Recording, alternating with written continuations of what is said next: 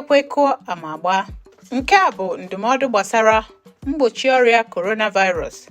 Ndị be anyị, ihe ka nte abakwutela nte n'ọnụ, mana agha akara aka anaghị eri ngwọrọ.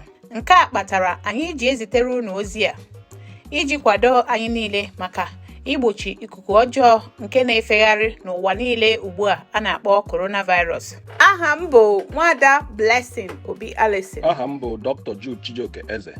Abụ dibịa bekee ma bụrụkwa onye isi ọgbakọ ndị Igbo, United Kingdom na Ireland.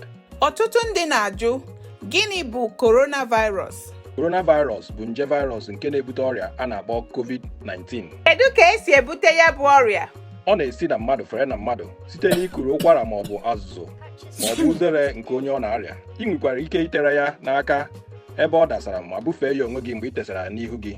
Kedu ka ya bụ ọrịa si aya mmadụ? Onye ọ na-arịa nwere ike nwee ụkwara ma ọ bụ ahụ ọkụ.